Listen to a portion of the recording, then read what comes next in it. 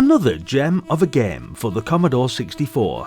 This one, Tales of the Arabian Nights from Interceptor Software, was released in 1984. Here you'll need to guide Imrahil the Calendar Prince through the perils of many Arabian Nights. Back in 1984, this game could have had any number of titles. It was a classic platformer where you'd climb, jump, avoid obstacles and collect items, just like so many others at the time. It was tough, colourful and had speech. Tales of the Arabian Nights, written by Ian Gray, music arranged by Chris Cox, copyright Interceptor Micros. As we all know, back in the early days of the C64, many games tried to impress by adding this computerised voice. The novelty of hearing a computer game talk was certainly a thing, though over time, most developers realised it wasn't all it was cracked up to be, and the feature was dropped in favour of, actual gameplay.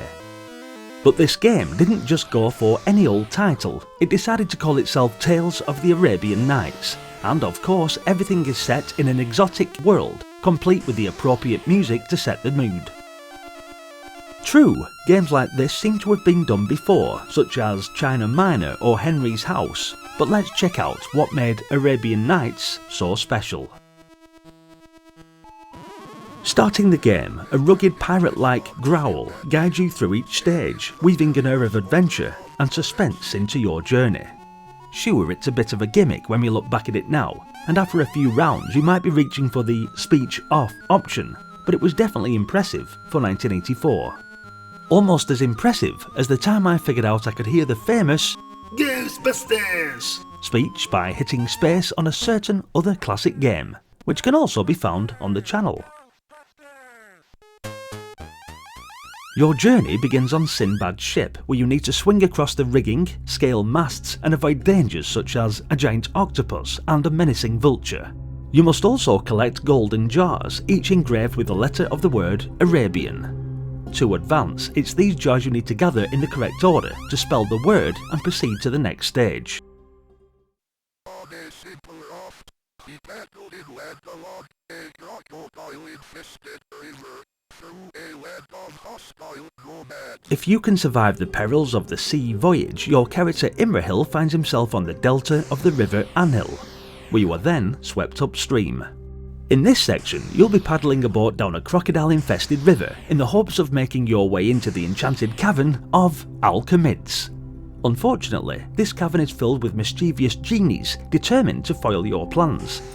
It's another climbing section with more golden jars and more spelling challenges. No, not Cave of the Wizard level spelling though, thankfully.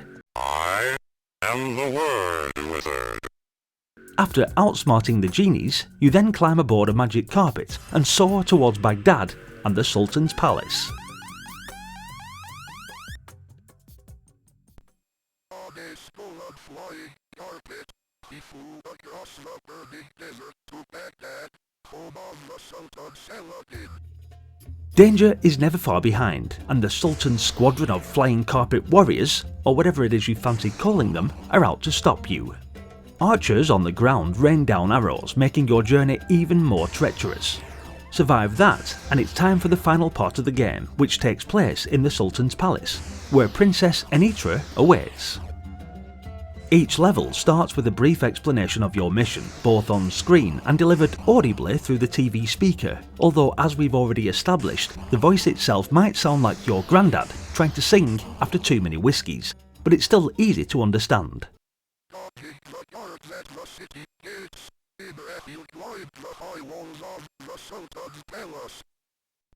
More climbing challenges and those ever-present golden jars appear as you finally rescue the princess, whisking her away into the sunset on your trusty flying carpet. Gameplay-wise, Tales of the Arabian Nights combines a bunch of familiar concepts into one neat package. There are 8 screens to conquer, most of which, as we've seen, involve platform-style gameplay. You'll be hopping around, collecting Arabian jugs and dodging various nasties. Ian Gray was the mastermind behind countless late nights playing many of his games back in the day, such as the Dizzy Ports, Cuddly Cubert, Where's My Bones and many other Commodore 64 classics. This early, fiendish platformer from him was no exception.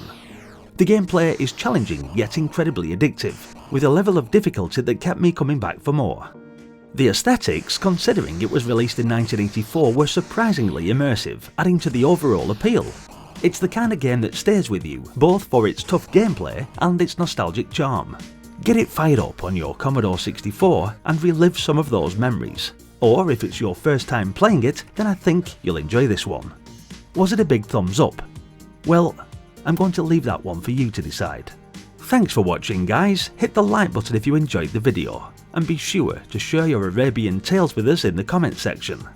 Hopefully you'll stick around for more nostalgia and even consider subscribing to the channel. That way you can't miss out on upcoming videos, of which there's another one coming right now. Hopefully. I'll see you there. Until then, bye for now.